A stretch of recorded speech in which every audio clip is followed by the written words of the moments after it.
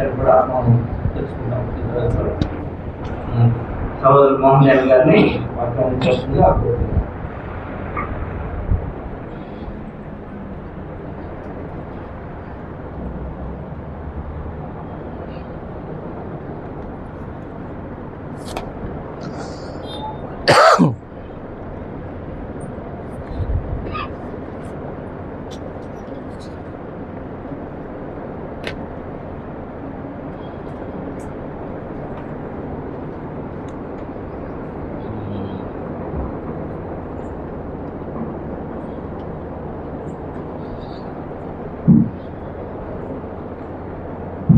తిరిగి ఉదయకాల సమయంలో రెండో సెక్షన్లో మనం పాల్గొని దేవుడి వాక్యం నేర్చుకోవడానికి దేవుడు ఇచ్చినటువంటి సమయాన్ని సద్వినియోగం చేసుకునే నిమిత్తం పాల్గొన్న ప్రతి సహోదరికి సహోదరి మనందరికీ వందనాలు తెలియపరుస్తున్నాను. అంటే మనం దేవుడి సంకల్పంలో మనం అందరం యేసుక్రీస్తు ద్వారా కుమారులుగా స్వీకరించబడి క్రీస్తునందు ఆయన పాలనలో ఆయన లాంటి వ్యక్తిత్వాన్ని సంపాదించుకోవడానికి దేవుడు ఈ భూమి సంఘం అనే వాతావరణం ఏర్పాటు చేశాడండి.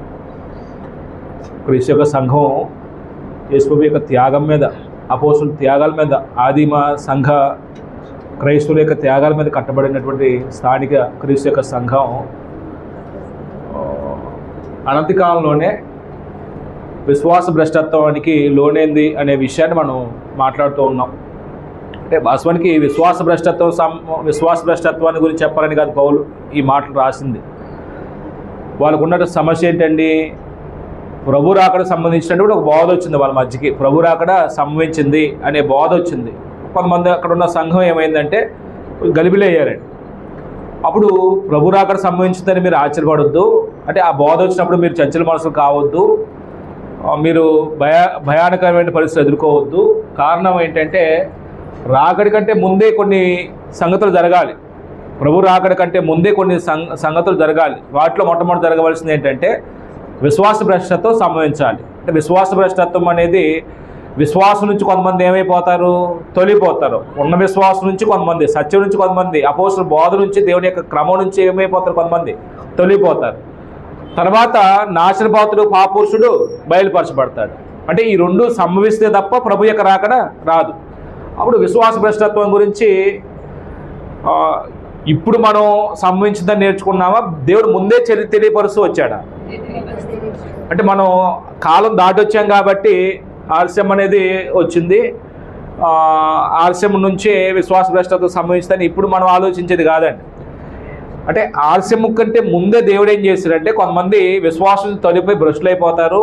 దెయ్యాల బోధనంది విశ్వాసం ఉంచి లక్ష్య పెట్టి వారు వివాహాన్ని నిషేధిస్తారు అనేది ఒక సిద్ధాంతం. అయితే పౌలు తిమోతికి రాసిన పత్రికలో ఈ విశ్వాస భ్రష్టత్వం ఎవరిలో సంభవించింది? పౌలు చెప్పినట్టుగా సంఘ పెద్దల్లో నుంచి సంభవించింది. అంటే బిషప్లో నుంచే ఒకళ్ళు ఏమవుతారంటే అధ్యక్షుడిగా ఏర్పాటు చేసుకొని అందరి మీద తను గొప్పవాడిగా, అందరికంటే నేను ప్రముఖుని అనే విధానంలో తను చిత్రీకరించుకొని యేసు యొక్క స్థానాన్ని ఏం చేస్తాడు, ఆక్రమించే పరిస్థితికి వస్తాడు. అట్లాగా విశ్వాస భ్రష్టత్వం అనేది సంభవించింది.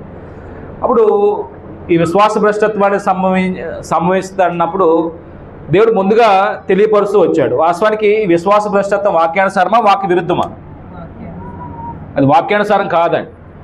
అంటే వాక్యానుసారం అనే ఎలాగ మనం చెప్పగలమంటే, వాక్యానుసారం అనేదే మనం ఎందుకు ఆధారం చేసుకోవాలంటే, ఇప్పుడు క్రీస్తు యొక్క సంఘం కట్టబడింది ఈ భూమి మీద.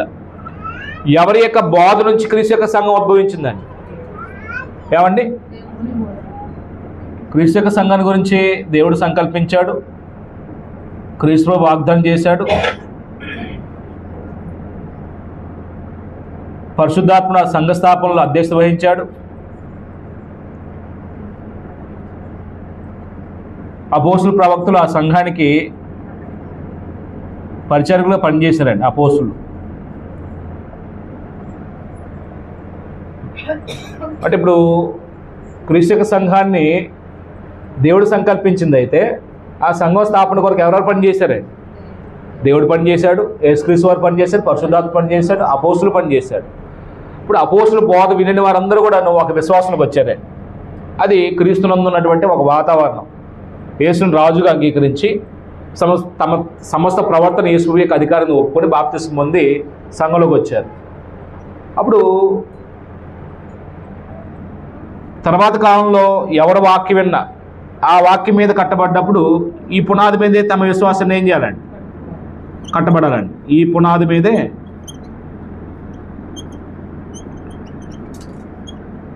కట్టబడాలి. వేరే పునాది వేయడానికి ఎవరికి అధికారం లేదు. 1 కొరింథీ పత్రిక 3:11 ప్రకారంగా వేయబడిన పునాది తప్ప వేరే పునాది ఎవడ కూడా వేయడానికి అధికారం లేదండి.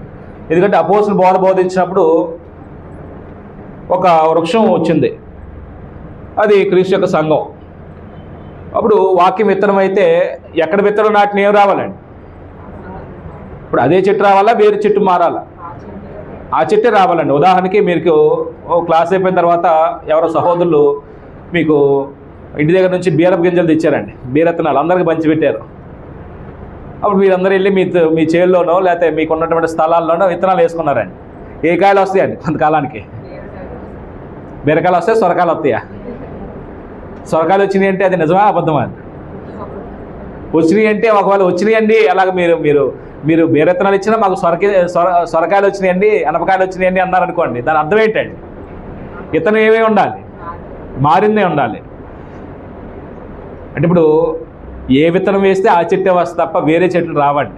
అపోస్తుల బోధ నుంచి ఒక మహావృక్షమైన సంఘం వస్తే ఆ సంఘం నుంచి ఇప్పుడు వీళ్ళ యొక్క వాదన ఏంటంటే సంఘం క్రీస్తే అప్పుడు ఈ చెట్టుకి చాలా కొమ్మలు వస్తాయి కదా, ఈ కొమ్మలన్నీ మతశాఖలు అంటారండి. విన్నారండి ఎవరైనా? సంఘం క్రీస్తే రైటే మీరు చెప్పేది, కొమ్మలు చాలా ఉంటాయి కదండి ఆ చెట్టుకి, ఈ కొమ్మలన్నీ మతశాఖలు అన్నారండి. వస్తాయండి అలాగా? చెట్టుకి ఒకవేళ మీరు మామిడి చెట్టు వేశారు, ఒక కొమ్మేమో జాంకాయల కొమ్మ, ఒక కొమ్మేమో ఇంకే కాయలు చెప్పండి, దానిమ్మల కొమ్మ, ఒక కొమ్మేమో యాపిల్స్ కొమ్మ, ఇలా వస్తాయి కదండి ఒక చెట్టుకి. ఏదైనా చెప్పడానికి కూడా అతకాలండి. అంటే తమ తప్పుడు సిద్ధాంతాన్ని కప్పెట్టుకోవడానికి ఏమని చెప్తారండి? రైట్. అంటే ఈ విశ్వాసం నుంచి తొలగిపోవటం అనేది ఐక్యతను సూచిస్తుందా, అనైక్యతను సూచిస్తుందా? అనైక్యత. అంటే వాస్తవాన్ని బైబిల్ బోధ ఏంటంటే ఐక్యత కలిగి ఉండాలని బోధించారండి యేసు కానీ అపోస్తులు కానీ. ఐక్యత కలిగి ఉండాలి. ఐక్యత కలిగి ఉండడానికి యేసు చేసిన ప్రార్థన ఏంటంటే యోహాను సువార్త మీరు 17:20-21 చదువుతున్నప్పుడు, తండ్రి లోకం పుట్టక మునుపు క్షమించాలి తండ్రి, నా యందు నీవును నీ యందు నేను ఏకమై ఉండలాగా అన్నాడండి. అంటే ఏకత్వం గురించి బైబిల్ చెప్తుంది. ఏకమై ఉండలాగన మన యందు అపోస్తులు ఏకమై ఉండాలని వారి కొరకు మాత్రం ప్రార్థన చేయట్లా, వారి వాక్యం వలన అంటే అపోస్తులు బోధించిన బోధ వలన నా యందు విశ్వసించిన వారందరూ ఎలా ఉండాలని ప్రార్థన చేశాడండి? ఏకమై ఉండాలని ప్రార్థన చేశాడండి. ఐక్యత గురించి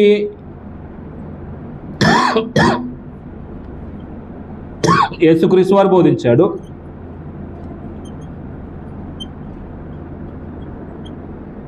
పౌలు కూడా బోధించారండి.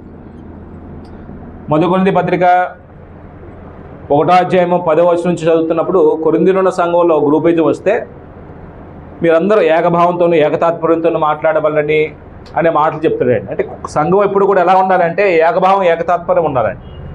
భిన్నమైన బాధలు ఉండకూడదండి, భిన్నమైన భావజాలాలు ఉండకూడదండి. అప్పుడు ఇక్కడ సంభవించింది ఏకత్వానికి బైబిల్ బోధిస్తుంటే ఏకత్వానికి భిన్నంగా వచ్చింది కాబట్టి ఆ భిన్నంగా వచ్చిన దాన్ని కొంతమంది ఏం చేశారు? ఖండించారండి. ఖండించిన వ్యక్తుల్లో మొట్టమొదటి మనకు కనపడిన వ్యక్తి ఎవరంటే మార్టిన్ లూథర్ గారండి. అంటే ఈయన ఆర్సెంలో ఒక ఉద్యోగే, ఒక ప్రీస్టే. అయితే వాళ్ళు చేసిన తప్పుల్ని కొన్నిటిని సరి చేసుకుందాం, మనం ఆర్సెంగానే కొనసాగుదాం, కొన్ని సంస్కరిద్దాం, దాన్ని ఏమన్నంటే సంఘ సంస్కరణోద్యమం అన్నాడండి. నేను కొన్ని డేట్స్ చెప్తాను, అది ఒకసారి మీరు నోట్ చేసుకోవడానికి ప్రయత్నం చేయండి.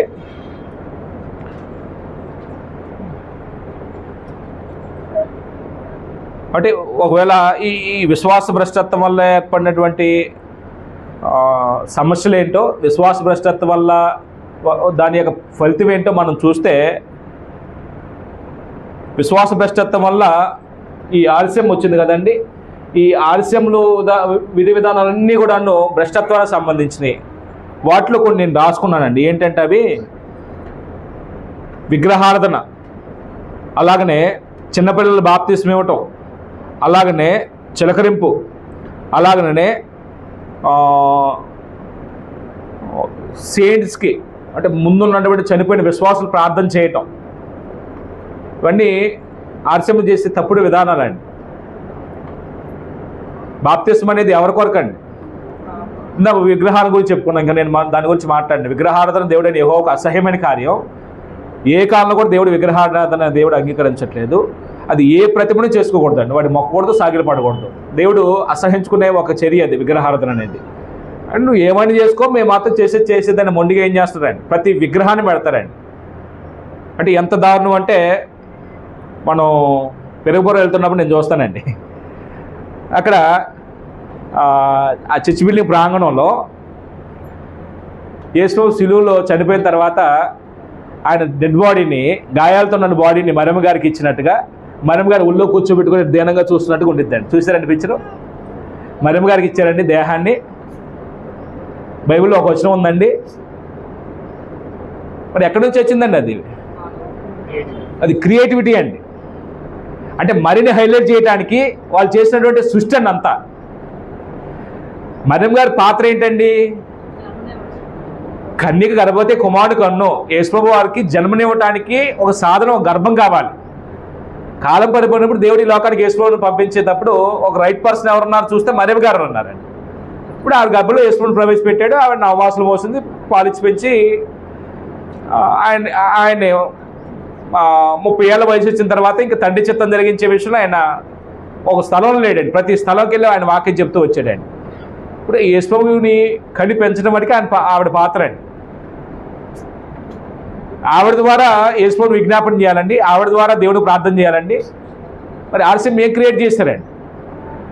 ప్రార్థన డైరెక్ట్గా యేసుప్రభు ద్వారా తండ్రిని అడగాలని బైబిల్ చెప్తుంటే వీళ్ళు ఎలా మలిచారండి? మరియమ్మ గారి ద్వారా మనం దేవుడిని అడగాలంటారండి. లేకపోతే మరియమ్మ గారిని అడిగితే రిక్వెస్ట్ చేస్తే, విజ్ఞాపన చేస్తే మన పక్షాన దేవుడు మనకి అవిస్తాడు. ఏ వచనం బట్టి చెప్దామండి అది మనం? యేసుప్రభుకి దేవునికి మధ్యవర్తి ఎవరండి? లేకపోతే నరుడికి దేవునికి మధ్యవర్తి ఎవరండి? తిమోతి పత్రిక ప్రకారంగా యేసుక్రీస్తు వారండి. వీళ్ళు ఎవరిని తీసుకొచ్చి పెట్టారండి? మరియమ్మ గారిని తీసుకొచ్చి పెట్టారండి. ఇప్పుడు చనిపోయిన వాళ్ళు ఉన్నారు, విశ్వాసం బ్రతుకుతూ కొంతమంది చనిపోతారంటండి. ఉంటారు కదండి చనిపోయిన వాళ్ళు, విశ్వాసం బ్రతికి చనిపోయిన వాళ్ళు ఉంటారు. వాళ్ళు ఎక్కడికి వెళ్తారండి? విశ్వాసం బ్రతికి చనిపోయిన వాళ్ళు బైబిల్ ప్రకారంగా నెమ్మది పొందే స్థానానికి వెళ్తారండి. అబ్రహాము, ధర్మంతుల లాజరు స్టోరీలు మనం అది చూస్తామండి.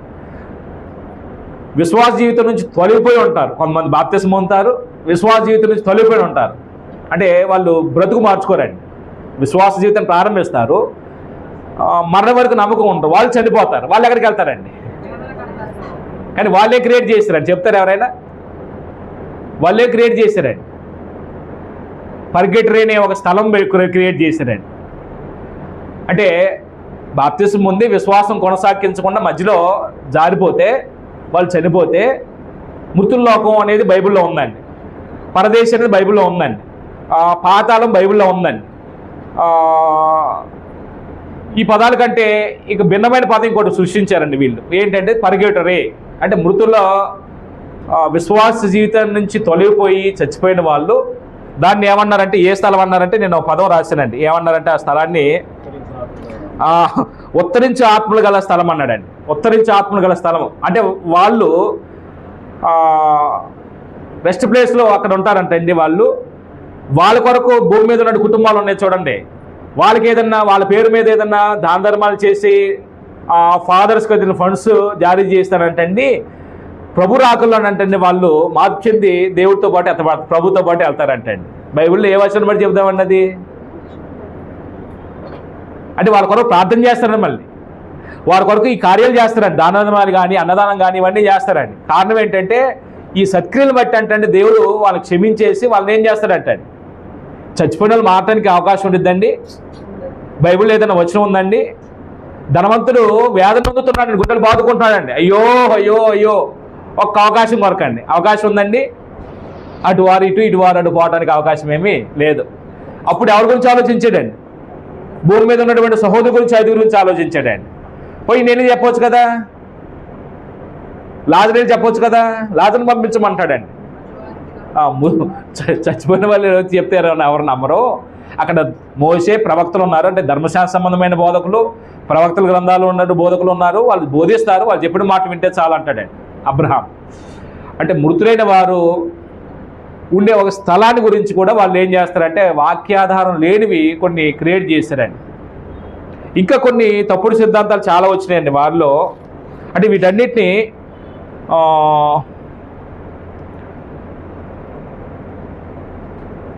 చిలకరింపు చెప్పుకున్నాం. వాస్తవానికి చిలకరింపు అనేది వాక్యానుసారమా? బాప్తిస్మం అనే మాటలు బాప్టిజో అనే పదం నుంచి తీసుకున్నప్పుడు అది ముంచుట, కప్పిటుట, పాతిపెట్టుట, అంటే పూర్తిగా ఏం చేయబడాలండి, ముంచబడాలండి. అంటే వీళ్ళు ఏం చేస్తారు, చిలకరిస్తారండి. చిన్నపిల్లలకు ముంచితే అంటే ముంచితే చచ్చిపోతారు కాబట్టి వారికి ఏం చేస్తారండి, జ్ఞానస్నానం అని చిలకరింపు. నేను ఆ పిల్లల్ని ఆ తలే తడిచేటట్టు చేస్తారండి. ఆ గిన్నెలో బౌల్లో నీళ్ళు తెచ్చి ఆ తల మీద పోస్తారండి. అంటే అది జ్ఞానస్నానం అన్నారండి. పిల్లలు బాప్తిసం అవసరం అండి. బాప్తిసం ఎవరు పొందాలండి? వాక్యాన్ని ఆధారం చేసుకొని మీరు అపోస్తలుల 2వ అధ్యాయం చదువుతున్నప్పుడు మీరు మారుమనస్సు పొంది ప్రతివాడు యేసుక్రీస్తు యొక్క నామంలో, యేసుక్రీస్తు యొక్క అధికారం కింద వీళ్ళు బాప్తిసం పొందాలి. యేసును ప్రభువుగా అంగీకరించి పాప క్షమాపణ ఏం చేయాలండి, బాప్తిసం పొందాలండి. ఇప్పుడు వాళ్ళు వాక్యం విని విశ్వసించి మారుమనస్సు పొంది తమ సమస్త ప్రవర్తన యేసు యొక్క అధికారాన్ని ఒప్పుకొని తమ పాపలు ఒప్పుకొని పాపక్షేమంతో బాప్తిసం పొందారండి. అలాగే సంఘంలోకి వచ్చారండి. ఇప్పుడు పిల్లలు వినగలరా, వాళ్ళు మారుమనస్సు పొందగలరా విశ్వసించి? వాళ్ళకి అసలు మారుమనస్సు అవసరం లేదండి. ఎందుకంటే వాళ్ళ మీద పాపక్షమాపణ మనస్సాక్షి ఏం చేయబడదండి, దోషలోపనే ఉండదండి పిల్లలకి. వాళ్ళు నిర్మలండి, వాళ్ళకి ఎందుకంటే బాప్తిసం? అంటే ఇలాగా చాలా తప్పుడు సిద్ధాంతాలు వచ్చినాయండి. ఇప్పుడు పాపం చేశాను నేను, నా పాపాలు పోవాలంటే, నా పాపాలు పోవటానికి ఏం చేస్తానంటే పాప పరిహార పత్రాలు ఉంటాయండి. అంటే చేసిన పాపాన్ని పోగొట్టుకోవడానికి పరిహార పత్రాలు వెలగా చెల్లించి వాటిని ఏం చేస్తారంటే కొనుక్కునేవాళ్ళండి. ఇంకో మాట ఉందండి వాళ్ళ గురించి చెప్పిన మాట ఏంటంటే పాప సంకీర్తన చేస్తారండి. పాప సంకీర్తన అంటే ఏంటండి? అంటే నేను పాపం చేస్తే పత్రం కొనుక్కొని పాపాలు పోగొట్టడం ఒక పద్ధతి అయితే, ఆ పాపాలు చేసిన వ్యక్తి అంటండి ఆ ఫాదర్ దగ్గరికి వెళ్ళి లేకపోతే ఆ బిషప్ దగ్గరికి వెళ్ళి ఏం చేస్తారంటే ఆయన చెవిలో చెప్పాలంటండి. అప్పుడు ఆయన ఏం చేస్తాను, పరిహారంగా ఇంత వెల చెల్లించి ఇంత పత్రం కొనుక్కో, ఈ పాపాలు పోతాయి అని చేసిన పాపాల కొరకు, చేయబోయే పాపాల కొరకు కూడా పత్రాలు కొనుక్కునేవాళ్ళంటండి. ఎవరికి లాభం అండి అది? అమ్మేవాడికి లాభం అండి. వీడికి పాపాలు పోతాయండి, కొనుక్కునేవాడికి డబ్బులు పోతాయి తప్ప పాపాలు పోవండి. అది చాలా దారుణం అండి. నేను మొన్న పోయిన వారం పిల్లలు కలవడానికి వెళ్ళాను, డాన్ బోస్కోలు పిల్లలు ఉంటే తెలిసిన వాళ్ళు. అక్కడ ఆ రోజు ప్రేయర్ జరుగుతుంది. ఒక ఫాదర్ గారు బయట కూర్చున్నాడు కారిడార్లో కుర్చీలో. ఒక స్టాండ్ ఒకటి ఉందండి, గ్లాస్ స్టాండ్ అనుకుంటా, దానికి హోల్ పెట్టారండి. ఒక పాప అంటే యవనస్తురాలు అక్కడ మోకాళ్ళుని ఆ ఫాదర్ గారి దగ్గర ఏదో చెబుతుందండి. అంటే కరెక్ట్గా ఆయన చెవి దగ్గర హోల్ ఉందండి.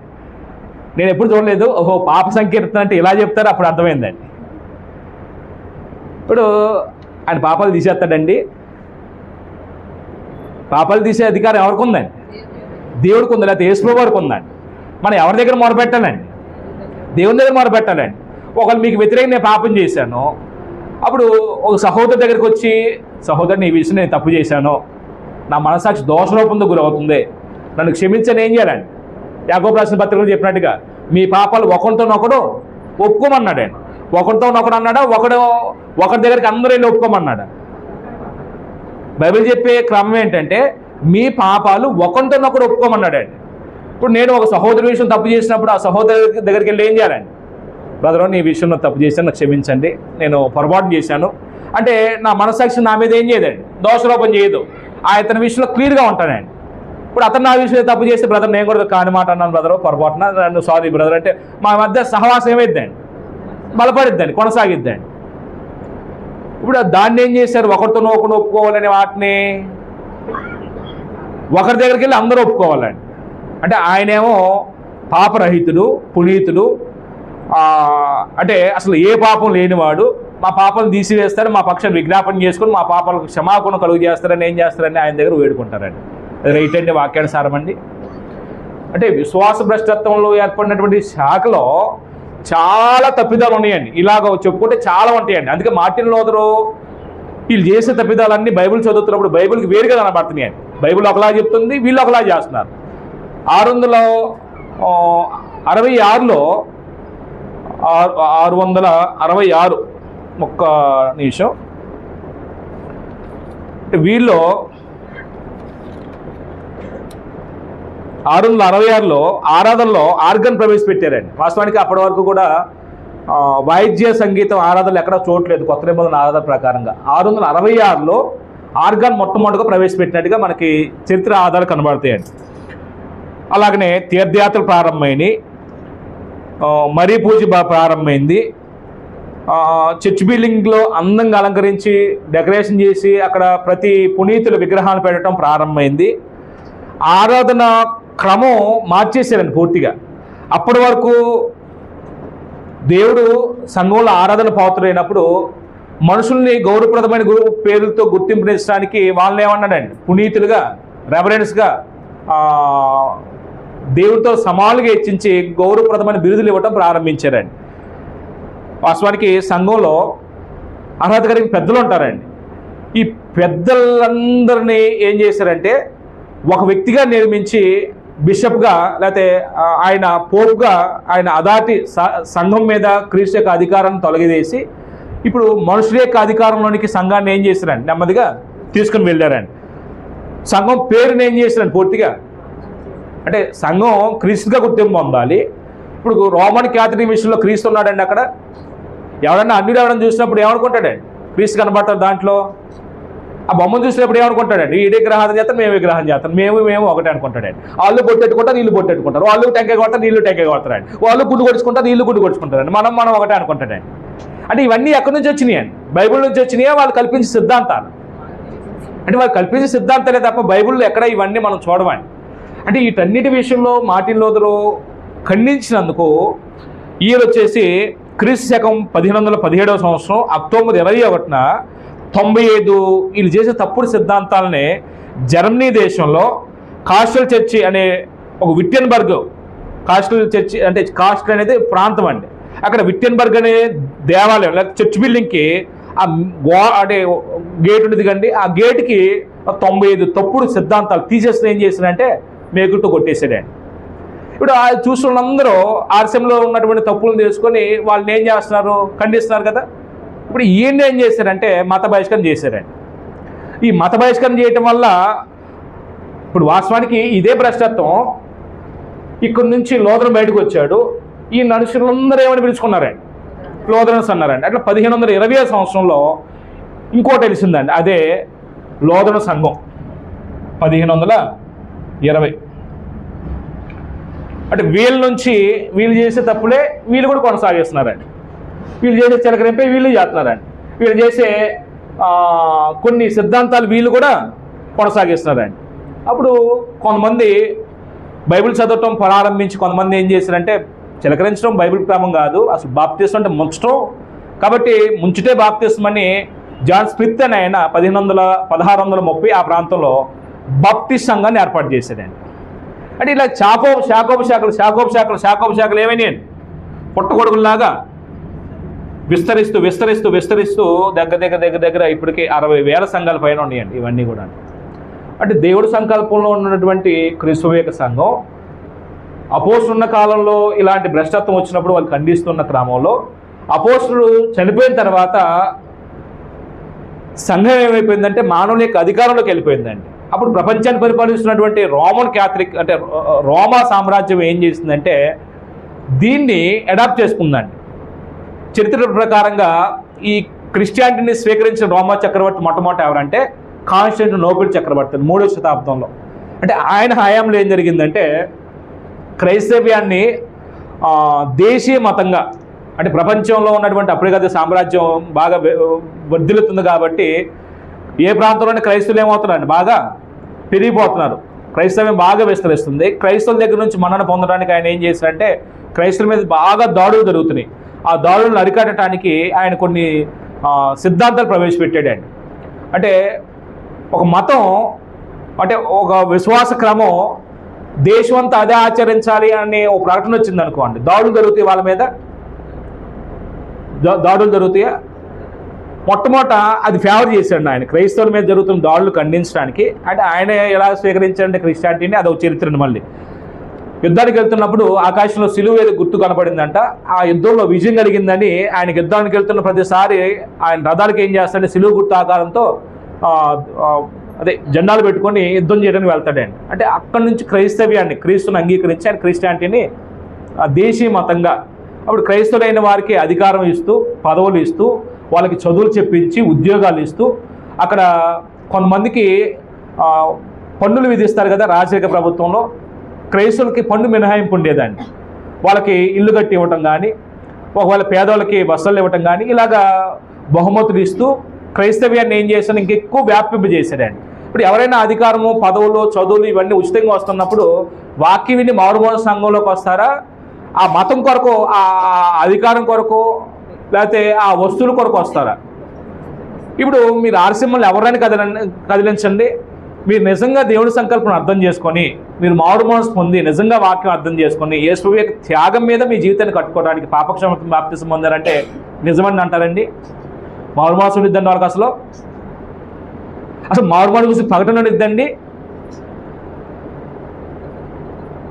మా మతంలోకి రండి, మీకు ఇల్లు కట్టిస్తాం. మా మతంలోకి రండి, మీ పిల్లలు చదువులు చెప్పిస్తాం. మా మతంలోకి రండి, మీకు ఉద్యోగాలు ఇస్తాం. మా మతంలోకి రండి, మాకు హాస్పిటల్లో ఫ్రీ, విద్య ఫ్రీ, అన్నీ ఫ్రీయే. ఇప్పుడు ఎవరికైనా ఏం ఆశ పుట్టిద్దండి? అలాగా మతాన్ని ఏం చేశారండి? భ్రష్టు పట్టించారండి. క్రీస్తు యొక్క సంఘంలో మారు మనసు పొంది పాపక్షమాపణ బాప్తిసం పొందవలసిన వాళ్ళు మారు మనసు లేకుండా ఏం చేస్తున్నారండి? ఇప్పుడు మతంలో కలిపేసుకున్నారండి. అలాగా వీళ్ళు చేసిన తప్పులే వీళ్ళు చేశారు, వీళ్ళు చేసిన తప్పులే వాళ్ళు కొనసాగించారు. అలాగా ఒకరికొకరు తప్పులు చేసిన విధానాన్ని బట్టి విశ్వాసం నుంచి ఏమవుతూ వచ్చినాయండి? తొలిగిపోతూ ఇన్ని వేల శాఖల గుంపులు పుట్టుకొచ్చినాయండి. ఈయన 1517వ సంవత్సరం అక్టోబర్ 31న ఈ జర్మనీలో కాస్టల్ చర్చి అంటే విటెన్బర్గ్ చర్చి గేటుకు కొట్టేసినప్పుడు ఈయన ఏం చేశారంటే 6 సింహాలు వెలివేశారండి. ఈ వెలివేసిన ఫలితంగా ఆయన్ని అనుసరించిన వాళ్ళందరూ ఏమన్నారండి? వీఆర్ లూథరన్స్ అన్నారండి. అట్లా లూథరన్ వచ్చేసింది. ఇప్పుడు అంటే ఏ సంవత్సరం ఏ సంఘాలు ఏర్పడియో మన దగ్గర చార్ట్ ఉందండి, మీ అందరి దగ్గర ఉందనుకుంటున్నాను. నేను ఇంకా దాని గురించి ప్రస్తావించట్లేదు. ఇప్పుడు ఏమైంది? తప్పు ఏంటి? వాళ్ళు కూడా ప్రభునే కదా ప్రకటించేది. ఇప్పుడు లోదరన్ వాళ్ళు, ఆర్సిఎం వాళ్ళు ప్రభుని గురించి చెప్తారు, లోదరన్ వాళ్ళు ప్రభుని గురించి చెప్తారు, బాప్టిస్ట్ వాళ్ళు, సిఎస్ఐలు, మరణాత, పెందుకోస్తు, ఇవన్నీ ప్రభుని గురించి ఇక చెప్పేది. తప్పేంటి? తప్పేంటి? ఇన్నిగా విభజించబడకూడదా? ఏమండి? అంటే ఇక్కడ జరుగుతున్న చిన్న పొరపాటు ఏంటంటే ఈ విశ్వాస భ్రష్టత్వం సంభవించడానికి ముందు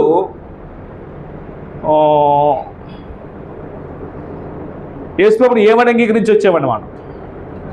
యేసు ప్రభు అని, ఆయన నా పాపాల కొరకు చనిపోయాడని, ఆయన యొక్క అధికారంలో బాప్తిసం పొంది రక్షించబడటానికి మనం బాప్తిసం పొందామని. ఇప్పుడు మన విశ్వాసం అది. ఇప్పుడు యేసు ప్రభుని గురించినటువంటి విషయంలో ఈ ఆలస్యం కంటే ముందే కొన్ని దుర్బోధలు వచ్చేసినాయండి. ఏంటంటే అది యేసుక్రీస్తు యొక్క దైవత్వం మీద, యేసుక్రీస్తు కాడు అనే ఒక దుర్బోధ వచ్చిందండి. ఆ దుర్బోధ విని కొంతమంది కలవరపడటం వల్ల వాళ్ళు విశ్వాసం ఉంటారు, విశ్వాసం తొలిపోతారండి. అప్పుడు రక్షణ ఉంటే రక్షణ పోగొట్టుకుంటారు. అంటే ఏదైనా ఒక దుర్బోధ వస్తే ఉంచిన విశ్వాసం నుంచి తొలగిపోవటం వల్ల రక్షణలో ఉంటారు, రక్షణ పోగొట్టుకుంటారా? ఇప్పుడు ఈ మత శాఖలన్నీ మీరు వాక్యాన్ని బట్టి వచ్చినాయి కాదు, మనుషుల యొక్క సిద్ధాంతాలు బట్టి వచ్చినాయి. ఇప్పుడు రక్షణ ఉండిద్దా, రక్షణ ఉండదా? మీరే ఆలోచించండి. నేను వాళ్ళని విమర్శించడానికి కాదు, నేను తీర్పన కాదు. ఒక వ్యక్తి రక్షించబడితే క్రీస్తు యొక్క రక్తంలో కడుగుబడిన వ్యక్తి క్రీస్తును శిరస్సుగా కలిగి తన సమస్త ప్రవర్తన కూడా ఆయన యొక్క అధికారం కింద ఒప్పుకొని ఆయన యొక్క వ్యక్తిత్వాన్ని, ఆయన లాంటి వ్యక్తిత్వాన్ని సంపాదించుకోవడానికి సంఘంలోకి వస్తున్నాడు ఆయన. ఇప్పుడు ఈ సంఘం విశ్వాస భ్రష్టత్వం వల్ల ఏర్పడటం వల్ల ఇన్ని శాఖలు వస్తే ఇప్పుడు మనం దీంట్లోకి వెళ్ళిపోతున్నాం అనుకోండి, లేదా దీంట్లోకి వెళ్ళిపోతున్నాం అనుకోండి. ఇప్పుడు విశ్వాసంలో ఉంటున్నామా, విశ్వాస భ్రష్టత్వంలోకి వెళ్ళిపోతున్నామా? విశ్వాస భ్రష్టత్వంతో సహవాసం చేస్తున్నామండి, విశ్వాస భ్రష్టత్వంలో కలిసిపోతున్నామండి. ఒకవేళ మన పిల్లల్ని వాళ్ళ పిల్లలకి ఇచ్చామనుకోండి, ఎవరితో బియ్యం పొందుతున్నామండి? భ్రష్టత్వంతో బియ్యం పొందుతున్నామండి. ఒకవేళ మా బంధువుల్లో ఎవరో డినామినేషన్ పాస్టర్ గారు ఉన్నాడు, ఆయన్ని మా ఇంటికి విడిపించుకొని మా పిల్లడు పుట్టినరోజుని వాక్యం చెప్పండి అనుకోండి. ఇప్పుడు ఏం ప్రకటించమని చెప్తున్నాను ఆయన? భ్రష్టత్వానికి సంబంధించిన బోధ ప్రకటించమని ఏం చేస్తాడండి? ఏం చెప్తాడండి వచ్చి లోదన పాస్టర్ గారు? ఏం చెప్తాడండి? దేవుడి నుంచి బహుమానం అంటాడండి, మన జన్మ బాబులో అంటాడండి. బహుమానం అని చెప్పిన మాట మరి మనల్ని ఏమంటాడండి? మన జన్మే పాప జన్మ అంటాడండి. ఇప్పుడు మనిషి ఎప్పుడు పాపయ్యాడు? పుట్టుకతో పాపా? బహుమానం ఇచ్చాడని ఆ నోట్ అని చెప్తాడు. మనం అసలు పుట్టుకతోనే పాపులం అంటాడండి. ఆలోచన ఉందండి ఆయన బోధించడానికి. దేవుడి చిన్న బహుమానం అంటాడు. పిల్లలు పుట్టినరోజులప్పుడు వేడుకలు ఏదైనా కృతజ్ఞతా కూడా పెట్టుకున్నప్పుడు జన్మతః పాపం అంటాడండి. ఎప్పుడు పాప అయిపోయాడు? దేవుడు ఇచ్చినప్పుడు పాప, వయసు వచ్చిన తర్వాత పాపం చేయడం వల్ల పాప అయిపోయాడా?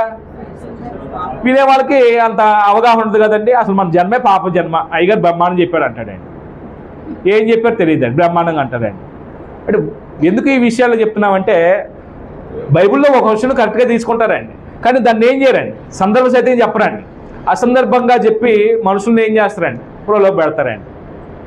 ఇక్కడ జరిగినటువంటి విషయాలు కూడా ఈ బోధలు వెంట వల్ల రక్షణలో ఉంటారు, రక్షణ పోగొట్టుకుంటారంటే రక్షణ పోగొట్టుకుంటారండి. అంటే విశ్వాస భ్రష్టత్వం వల్ల ఏర్పడిన శాఖలు అంటే విశ్వాసం తొలిగిపోయిన గుంపులండి అవి. విశ్వాసం తొలిగిపోయిన వారికి రక్షణ ఉండిద్దా? విశ్వాసంలో ఉన్నవారికి రక్షణ ఉండిద్దా? విశ్వాసం తొలిగిపోయిన వారికి రక్షణ ఉండిద్దా? ఇప్పుడు ఇక్కడ ఉన్న వ్యక్తిని మనం ఏం చేయాలండి? విశ్వాసంలోకి తీసుకురావాలండి. ఇక్కడ ఉన్న వ్యక్తిని ఏం చేయాలండి? సరైన విశ్వాసంలోకి తీసుకురావాలండి. ఇక్కడ ఉన్న వ్యక్తిని ఏం చేయాలండి? సరైన విశ్వాసం తీసుకురావాలండి. అప్పుడు అంగీకరిస్తారండి, అది అంగీకరిస్తారండి. మనం పాయింట్కి వెళ్ళిపోదాం. ఇప్పుడు ఇలాగా ఈ శాఖోపశాఖలో సంబంధించిన సందర్భంలో కొంచెం సత్యం పక్షాన్ని నిలబడిన వారు సంఘ సంస్కరించడం కాదు, సంఘాన్ని పునరుద్ధరించాలి. ఉన్న సంఘం ఇప్పుడు మార్టిన్ లూథర్ గారు ఏం చేశాడు? సంఘాన్ని సంస్కరించాడు 1517లో. అంటే మనం ఆలస్యంగానే ఉన్నాం, కొన్ని తప్పులు ఉన్నాయి మనలో, వాటిని ఏం చేద్దాం, సరి చేసుకొని కొనసాగుదాం అనుకున్నాడండి. తప్పులు సరి చేయాలా, మొదటిదాన్ని పునరుద్ధరించాలా? మొదటిదాన్ని పునరుద్ధరించడం అనేది పునరుద్ధరణ అండి. అంటే పునరుద్ధరణ ఉద్యమం.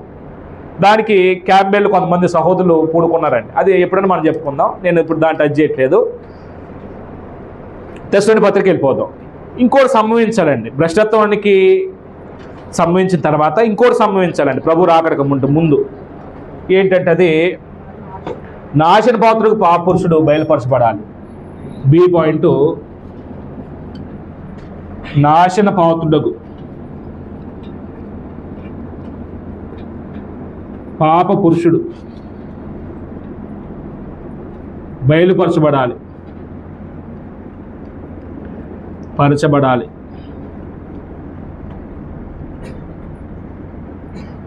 అంటే నాశన పాత్రుడు పాప పురుషుడు బయలుపరచబడి 4వ వచనంలో దానికి వివరణ చెప్పాడండి. అది ఒక్కసారి చదివి నేను భోజనం బ్రేక్కి వెళ్దాం.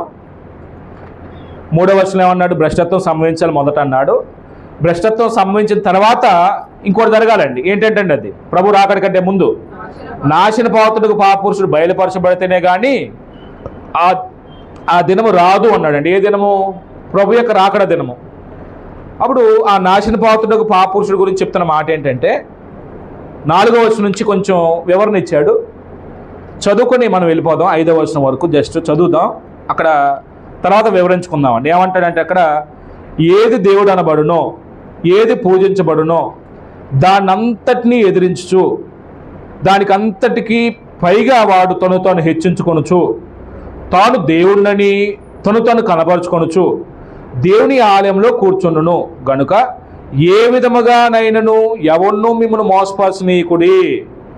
నేను ఇంకను మీ వద్ద ఉన్నప్పుడు ఈ సంగతులను మీతో చెప్పి తిని మీకు జ్ఞాపకం లేదా? అంటే ఈ విషయాలు పౌలు ఇంతకుముందే చెప్పాడండి. అది ఐదో వచనం చెప్పాడు. ఇంతకుముందే నేను మీతో ఉన్నప్పుడు ఈ విషయాలు చెప్పాను అని. 4వ వచనంలో ఏమంటున్నాడు? ఏది దేవుడు అనబడును అన్నాడండి. అంటే ఇప్పటి వరకు ఈ పత్రిక రాస్తున్న సందర్భం వరకు ఏది లేకపోతే ఎవరు దేవుడు అనబడ్డారండి అమ్మా? అంటే ఏది అంటే కొంచెం మనల్ని కంగారు పెడుతుంది. ఏదైనా మాట కంటే మనకు అర్థం కావడానికి అక్కడ ఎవరు అనాలండి, ఎవరు దేవుడు అనబడాలండి. అంటే ఇంతవరకు కూడా ఎవరు దేవుడు అనబడ్డారు? యెహోవా దేవుడు అనబడ్డాడు. ఎవరు పూజించబడ్డారు?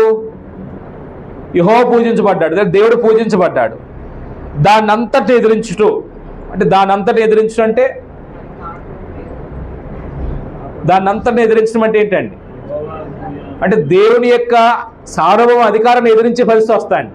దేవుని యొక్క చిత్తానికి వ్యతిరేకంగా తిరుగుబాటు తిరగబడటం అది భ్రష్టత్వం అండి. తిరుగుబాటు చేయటం ఓ భ్రష్టత్వం అండి.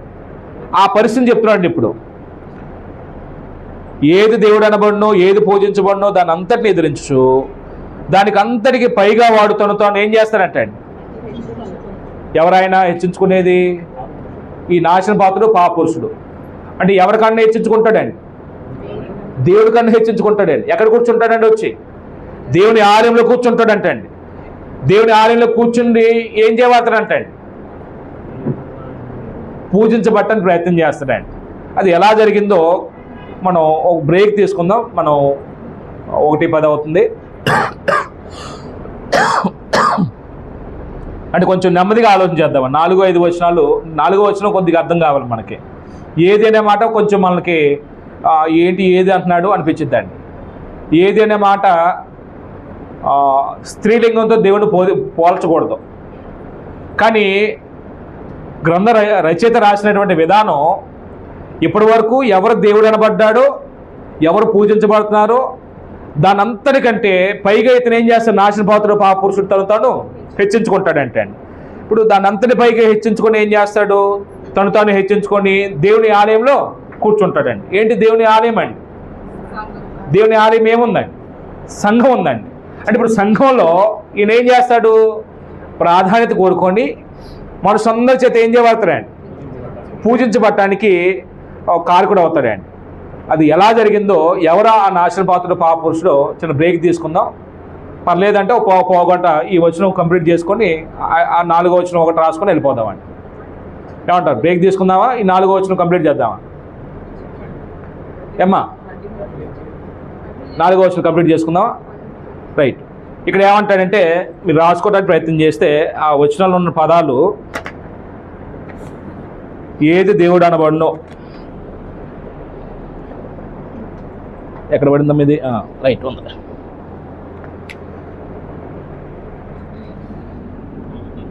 ఏది ఎవరు దేవుడు అనబడునో,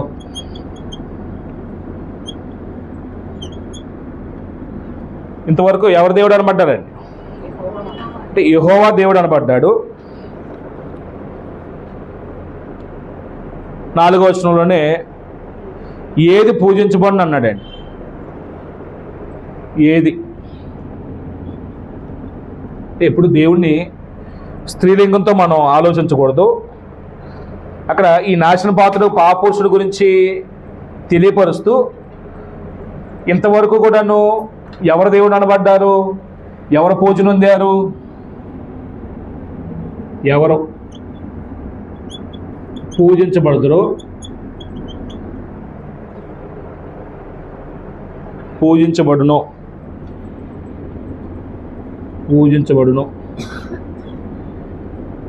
ఎవరండి? యెహోవా.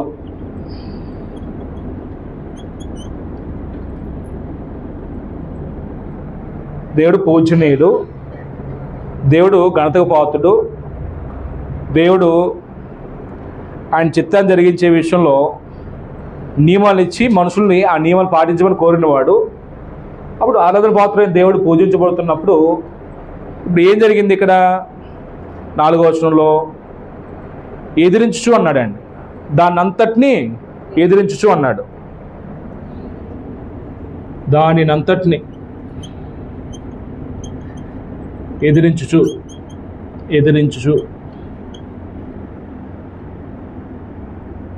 దేన్నంతటిని ఇప్పటి వరకు ఎవరు దేవుడు అనబడ్డారో, ఎవరు పూజించబడతారో ఆయన యొక్క అధికారాన్ని ఏం చేస్తున్నాడండి? ఈ నాశనపాత్రుడు పురుషుడు ఎదిరిస్తున్నాడు.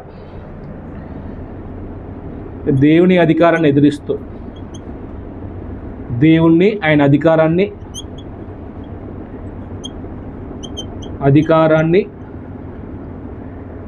ఎదిరిస్తూ ఎదిరిస్తూ.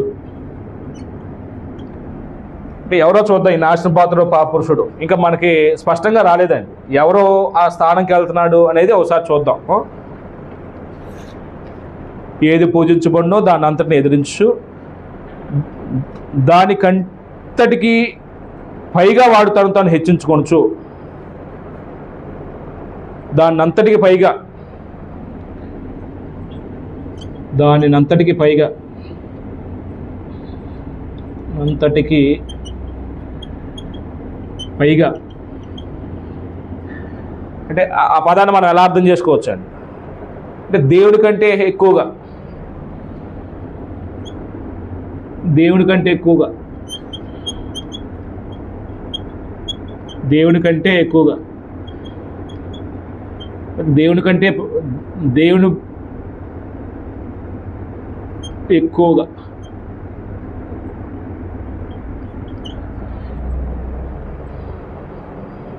ఇంకో పదం ఏమంటున్నాడంటే దాన్ని అంతటే పైగా వాడు తను తానే హెచ్చించుకొనచ్చు.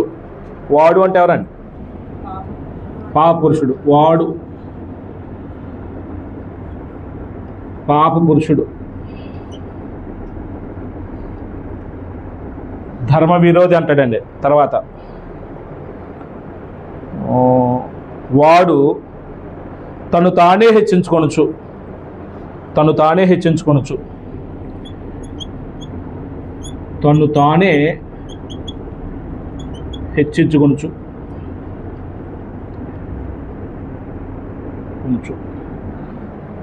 అంటే ఒక వ్యక్తిగా తను తాను ఏం చేస్తాడంటండి, ధర్మపురుషుడు, ఈ నాశన పాత్రుడు పాపురుషుడు తను తానే హెచ్చించుకుంటాడు. అంటే ఎవరికంటే పైకి హెచ్చించుకుంటాడండి? దేవుడి కంటే పైకి హెచ్చించుకుంటాడండి. హెచ్చించుకొని ఏం చేస్తాడంటండి? ఎక్కడ కూర్చుంటాడండి? వెళ్ళిపోయి దేవుని ఆలయంలో కూర్చున్నాడు కనుక ఇతను వెళ్ళిపోయి దేవుని ఆలయంలో కూర్చుండును.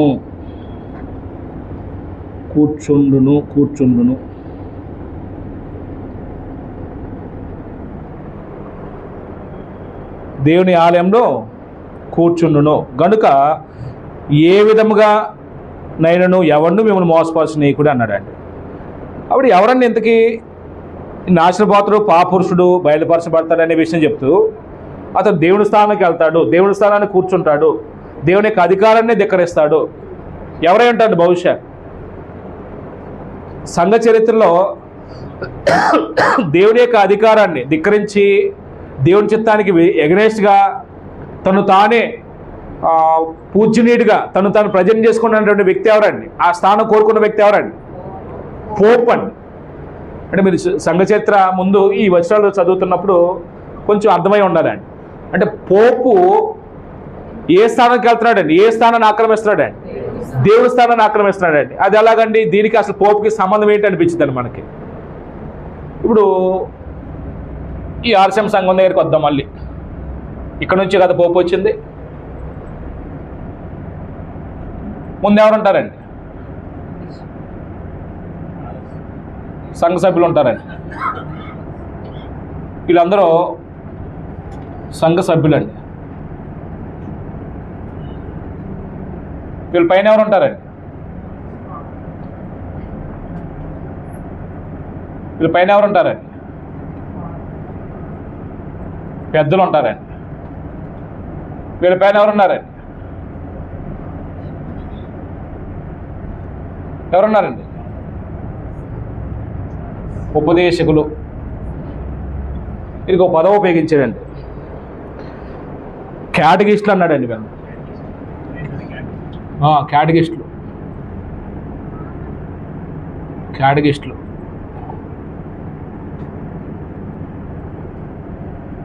వీళ్ళపైన ఎవరు ఉంటారండి? ఓ స్థానిక సంఘం ఆర్సీఎం సంఘాన్ని చూస్తున్నాం మనం. ఈ పోపు నాశనపాత్రుడు పాపురుషుడు అనడానికి తను తానే దేవుడి స్థానానికి వెళ్ళిపోయాడండి. దేవుని ఆలయంలో కూర్చున్నాడు. దేవుని ఆలయం సంఘం అయితే ఒకవేళ సంఘాల గురించి ఈ ఆర్సీఎం ప్యాటర్న్ అంతా చూస్తే సంఘ సభ్యులు, పెద్దలు, ఉపదేశకులు, ఫాదర్స్, ఇక్కడ రాయకూడదు, ఫాదర్స్ ఉంటారు, వీళ్ళపైన బిషప్స్ ఉంటారు,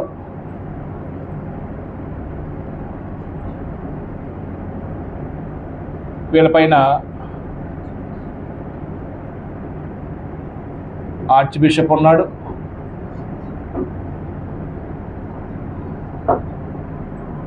వీళ్ళపైన కార్డినల్స్ ఉంటారు, కార్డినల్స్, వీళ్ళపైన సుప్రీం అథారిటీ ఎవరండి? పోప్. పాపా. పోప్ అనే మాటకు అర్థం ఏంటండి? తండ్రి. ఇప్పుడు ఇది చూడండి ఒకసారి, ఈ పోపు ఏ స్థానానికి వెళ్తాడండి? వాస్తవానికి వీళ్ళతో సమానంగా సంఘంలో వీళ్ళు నాతో పాటు సమాన అవయవాలు అనే భావన ఉండిద్దండి. బైబిల్ ప్రకారం చూస్తే బైబిల్ ఏం చెప్తుందండి? క్రీస్తు యొక్క శరీరంలో మనం అందరూ ఎవరు అన్నాడండి? సాటి అవయవాలు అన్నాడండి. అవయవాలు ఇప్పుడు ఒకరు చేయి కావచ్చు, ఒకరు కన్ను కావచ్చు, ఒకరు నోరు కావచ్చు, ఒకరు ముక్కు కావచ్చు, ఒకరు కాలు కావచ్చు, ఏదైనా అవయవం. ఈ అవయవానికి దాని పని నిమిత్తం ప్రతి అవయవాన్ని ఏం చేస్తాడు? చక్కగా ఈ శరీరంలో అవయవాన్ని డిజైన్ చేసి పెట్టాడండి. సంఘంలోకి వచ్చిన తర్వాత మనలో కూడా దేవుడు ఏం చేశాడండి? ప్రతి అవయవాన్ని చక్కగా 7 పనులు ఇచ్చి ఏదో పని చేయడానికి దేవుడు అద్భుత రీతిగా సంఘంలో తీసుకొచ్చాడండి. ఇప్పుడు ఎవరు గొప్ప అని చెబుదాం? 7 పనులు చేసే వాళ్ళు ఎవరు గొప్ప అని చెబుదాం? బోధించేవాడు గొప్ప, పరిచయం చేసేవాడు గొప్ప, పంచిపెట్టేవాడు గొప్ప, హెచ్చరించేవాడు గొప్ప, ఎవరు గొప్ప అండి? ఇప్పుడు ఈ శరీరం ఉంది, ఈ శరీరంలో ఎవరు గొప్ప అండి? ఏ అవయవం గొప్ప అండి? ఏ అవయవం గొప్పగా చూద్దాం? గుండె ఎప్పుడు పనిచేస్తుంది కాబట్టి గుండె గొప్పగా చూద్దామా? గుండె ఎప్పుడు అలాగ పనిచేయాలంటే రక్తనాళాలు ఏమవ్వాలండి? బ్లడ్ సర్క్యులేషన్ చేయాలా లేదా? రక్తనాళాలు బ్లడ్ సప్లై కాకపోతే గుండె ఏమైపోద్దండి? అయిపోద్దండి. గుండె గొప్ప ఏం కాదండి. ఇప్పుడు కన్ను గొప్ప. కన్ను ఇప్పుడు ప్రతిదాన్ని చూసి అబ్జర్వేషన్ చేసి మనకి పసిగట్టే విధంగా చేస్తుంది కాబట్టి కన్ను గొప్ప. కన్నుకి మిగిలిన అవయవాలకు సహకరిస్తున్నాయి కదా. ఇప్పుడు రోడ్డు వెళ్తున్నప్పుడు ప్రమాదకరమైనటువంటి సంగతి ఏదైనా జరుగుతున్నప్పుడు కన్ను చూసిద్దండి. కన్ను చూసి బ్రెయిన్కి ఏమి సిగ్నల్ ఇస్తుంది? ఇది ప్రమాదం నీ మీదకి వస్తుంది, తప్పుకో అని చేస్తుంది. కాలు పని చేస్తే తప్పుకుంటాం, లేకపోతే ఏమైద్దండి? నష్టం జరిగిద్దా లేదా? కాలు పని చేయాలి లేదా? ప్రతి అవయవం అవదాన్ని కూడా సహకరించుకోవాలండి. అది క్రీస్తు యొక్క సంఘంలో బైబిల్ చెప్తున్నటువంటి ప్యాటర్న్ అదండి. ఇక్కడికి వచ్చేసరికి ఏమైపోయిందండి? ఓ నియంత్రణతో పాలన వచ్చేస్తుందండి. ఇప్పుడు వీళ్ళు ఒకదానికొకటి ఈక్వల్గా చూస్తారా? ఈయనకన్నా ఆయన గొప్పోడు, ఆయనకన్నా ఆయన గొప్పోడు, ఆయనకన్నా ఆయన గొప్పడుగా చూస్తాడా? గొప్పడుగా చూస్తారండి. ఇది ఒక రాజకీయ వ్యవస్థ కనబడుద్దని తప్ప ఇక్కడ విశ్వాసం కనబడదండి. ఒక రాజకీయ పాలన కనబడేది తప్ప ఆత్మ సంబంధమైన వాతావరణం కనబడదండి. అందుకేనేమో అభిషిక్తులు అనభిషిక్తులు అనేది 2 వర్గాలు చేశారు సంఘాన్ని. ఇప్పుడు పోపు గారి దగ్గరికి వెళ్ళినా, ఈ బిషప్ గారి దగ్గరికి వెళ్ళినా మోకాళ్ళుని ముంజెత్తిన ఏమవ్వాలండి? ముద్దాడాలండి. అంటే ఆరాధన అనే మాటకు అర్థం ఏంటంటే ముంజేతిని ముద్దాడుట. ప్రొస్కుని అనే పదానికి అర్థం అండి ముంజేతిని ముద్దాడుట, సాష్టాంగపడుట. ఈ పదాలు చెప్తాయండి అర్థం. అంటే ఇప్పుడు పోపుని ఇండైరెక్ట్గా ఏం చేస్తాడు అండి? తను ఆరాధన పాత్రగా చేసుకున్నాడండి. ఇప్పుడు దేవుడు ఆరాధన పాత్రుడు. దేవుడి సంఘంలో మనం యేసు ప్రభు ద్వారా తండ్రిని దేవుడికి మన ఆత్మసమం బలి అర్పిస్తూ ఆయన కుమారుడిగా తండ్రితో సమాడుగా ఉండి మన స్తుతులను ఆయన యేసు ప్రభు వారు ఆ స్తుతుల మీద ఆయన ఆశీనుడయ్యి ఆరాధన ఒకవేళ మనం ఆరాధన జరుగుతున్నప్పుడు ఆరాధనలో మనతో పాటు పరిశుద్ధాత్మ పనిచేస్తున్నాడు, యేసు ప్రభు వారు పనిచేస్తున్నాడు, మన తండ్రి దేవుడు ఆరాధనలో పనిచేస్తున్నాడు అండి. ఇక్కడ ఒక వ్యక్తి దేవుడి స్థానాన్ని కోరుకొని దేవుడికి రావాల్సినటువంటి ఘనతను ఏం చేస్తున్నాడండి? దొంగిలిస్తున్నాడండి. అందుకు ఈ నాశనపాత్రుడు పాపురుషుడు ఎవరై ఉంటారు? బహుశా ఎవరో అప్పటి వరకు దేవుడిగా కొనబడుతున్నాడో పూజించబడుతున్నారో ఆ స్థానాన్ని ఏం చేస్తాడండి? ఆయన యొక్క అధికారాన్ని ఎదిరించి దానంతటికి పైగా అంటే దేవుడి కంటే తను తాను ఏం చేసుకుంటున్నాడండి? అప్పుగా చేసుకొని తను తానే హెచ్చించుకొని దేవుని ఆలయమైనటువంటి క్రీస్తు యొక్క సంఘంలో ఏమయ్యాడండి? ఇప్పుడు ప్రవేశించాడండి. ఈ విశ్వాసం నుంచి తెలుగుపడినటువంటి గుంపు ఈ ఆలస్యంలో నుంచి ఎవరు పుట్టుకొచ్చారండి? ఇప్పుడు పోపు పుట్టుకొచ్చాడండి. పోపుని ఎలాగ సంబోధిస్తారంటే కొన్ని పదాలు చెప్తారండి, మీరు రాసుకోండి. అది పోపుని ఏమని సంబోధిస్తారంటే మీరు జాగ్రత్తగా అర్థం చేసుకుంటే పోపుని పాపరహితుడు అంటారంటండి. పాపరహితుడు అంటారండి. అంటే పాపరహితుడు అంటే అర్థం ఏంటండి? ఎన్నడూ పాపం చేయని వ్యక్తిగా ఆయన సంబోధిస్తారండి. అంటే పోపు ఎన్నడూ పాపం చేయలేదండి. పోపు బైబిల్ పదం కాదు వాస్తవానికి. పోపు పాపం చేయడు, పాపం చేసేవాడు కాదు అంటారండి. బైబిల్ ఏం చెప్తుందండి? ఏ భేదం లేదు, అందరూ పాపులని బైబిల్ చెప్తుంటే వీళ్ళేం చేస్తారండి? ఆయన పాపరహితుడు, పాపం చేయడు. పోపు పాపం చేయడండి. మీకు ఇంత చిన్న ఉదాహరణ చెప్తున్నాండి. బైబిల్లో తొలిపోపు ఎవరు అంటారండి? వాళ్ళు పేతురు అంటారండి. పేతురు పాపం చేయలేదండి. ఏం చేశాడండి?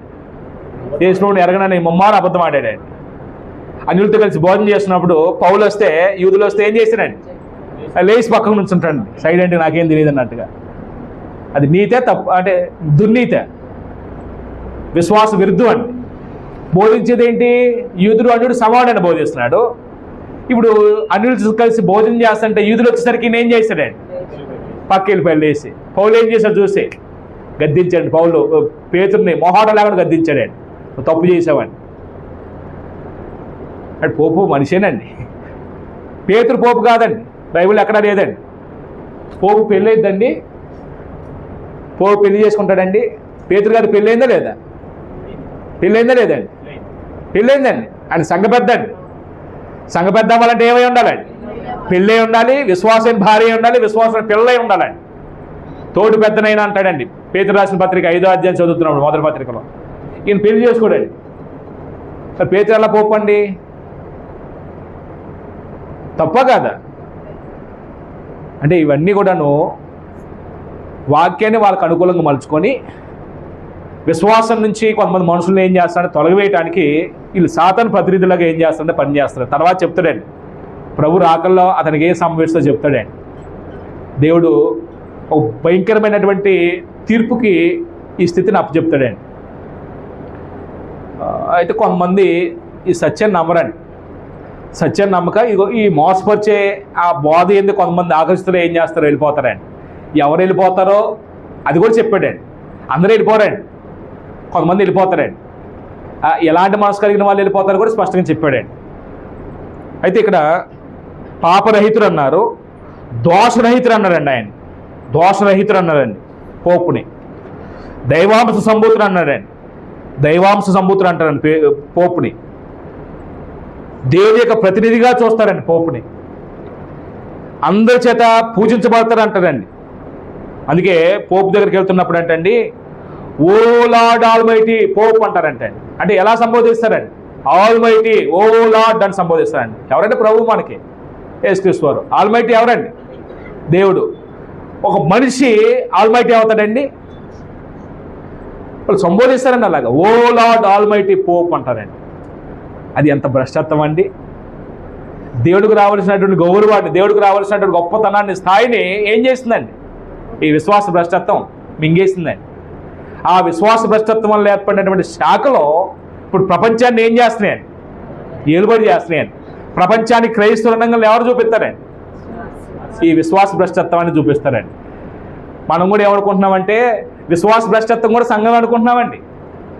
విశ్వాస భ్రష్టత్వం కూడా అది కూడా దేవుడు సంకల్పం అనుకుంటున్నామండి. దేవుడి సంకల్పం తొలగిపోయిన గుంపండి అది. దేవుడి సంకల్పం లేని గుంపండి అది. ఆ గుంపు నుంచి వేరు వేరు వేరు వేరు గుంపులు వచ్చినాయి. అన్నీ కూడా విశ్వాసంలో వచ్చినాయి, విశ్వాస భ్రష్టత్వంలో వచ్చినాయి. ఇప్పుడు మన పిల్లలు ఒకవేళ మన బంధువులు, మన స్నేహితులు అక్కడ ఉంటే మనం కూడా ఏమనుకుంటామండి? వాళ్ళు ఎంత భక్తి కలిగిన వాళ్ళు, ఎంత ప్రార్థనా పరులో అనుకుంటామండి. భక్తి జ్ఞానానుసారంగా ఉంటే ఇక్కడ ఉంటామండి. ఇశ్రాయేల్ లాగా జ్ఞానానుసారం కాని భక్తి అయితే ఎక్కడ ఉంటారండి? అక్కడ ఉంటారండి. మనం అనుకుంటాం కొంతమంది ఎంత భక్తి కలిగిన వాళ్ళు. నాకు అనిపించింది బైబిల్ పండితులు చాలామంది 10 సార్లు చదివిన వాళ్ళు ఉన్నారండి. భగత్ సింగ్ గారు 70 సార్లు కంటే ఎక్కువ చదివాడంట అండి. ఆయనకి ఎప్పుడు క్రీస్తు కనపడలేదండి దేవుని సంకల్పంలో. క్రీస్తు కనపడలేదండి భగత్ సింగ్ గారికి.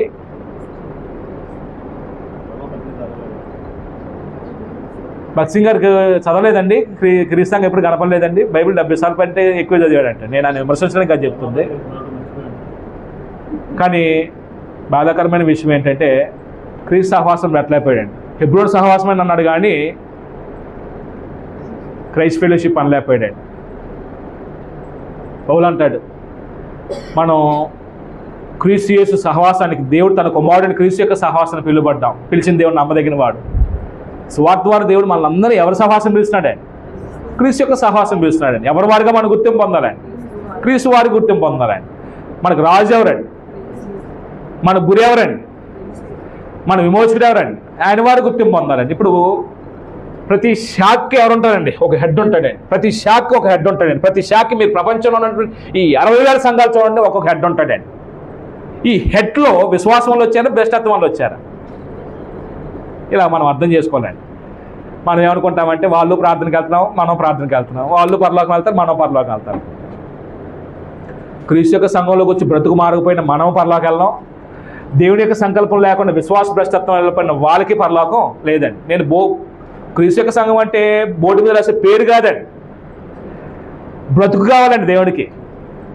నువ్వు ఎవరి వారికి గుర్తింపు పొందంటే క్రీస్తు వారిగా. నేను క్రీస్తు సంఘాన్ని బోర్డు పెట్టుకొని అబద్ధము, మోసం, అన్యాయం, అక్రమం, తప్పుడు జీవితం జీవిస్తే పరలోకం వేస్తాడు. నాకు పరలోకం అంచులు కూడా వెళ్ళనండి. నేను నిత్యనాశ నా కొరకు ఏం చేస్తాను? కొంచెడిద్దాను. ప్రభుత్వం అయితే ఆ విషయం తర్వాత మనం చూద్దాం. మనం సంఘం అంటే బోర్డు మీద రాసే పేరుగా చూడగాకండి దయచేసి. అది దేవుడు సంకల్పించి యేసుప్రభు యొక్క లక్ష్యాన్ని, యేసుప్రభు యొక్క స్వభావాన్ని మనం సంపాదించడానికి ఒక వాతావరణం అండి. అది ఎవరు సంబంధించింది అంటే క్రీస్తుకు సంబంధించింది. అది మానవ కల్పిత సిద్ధాంతాల వల్ల వచ్చింది కాదండి. ఈ విశ్వాసం తొలగిపోయిన వాళ్ళందరూ కూడాను భ్రష్టత్వానికి సంబంధించిన వారండి. వాళ్ళతో మనం ఏం చేయకూడదండి? సహవాసం చేయడానికి ఇష్టపడకూడదండి. వాళ్ళు ప్రార్థన పిలిస్తే మనం వెళ్ళి ఏం చేస్తామండి? వాళ్ళ కార్యక్రమాలు పార్టిసిపేట్ చేస్తామండి. ఒకవేళ పిలిస్తే వాక్యం చేయడానికి వెళ్ళాలండి. అంతే తప్ప వాళ్ళు చేసే ప్రతి కార్యక్రమాన్ని మనం ఏం చేయకూడదండి. క్రిస్మస్ చేస్తున్నారు, మనం కూడా పెట్టేద్దాం. క్రిస్మస్ ట్రీ చేస్తున్నారు, మనం కూడా లైట్లు వెలిగిద్దాం. వెళ్ళి అక్కడ ఏం చేస్తున్నామండి? వెళ్ళి అక్కడికి వెళ్ళి వాళ్ళు డ్యాన్స్ చేస్తున్నారు, మనం కూడా మన పిల్లలు కూడా తీసుకెళ్తాం. డ్యాన్స్ చేస్తారు బాగా. అవి భ్రష్టత్వం అండి. ఆ భ్రష్టత్వంతో మనం ఏం చేయకూడదండి? కలవకూడదండి. ప్రేమతో సత్యం చెప్పే విషయంలో అవకాశం వస్తే వెళ్ళాలండి. అంతే తప్ప వాటిని ఎంకరేజ్ చేయకూడదండి. మనం మీ అందరికీ వందనాలు.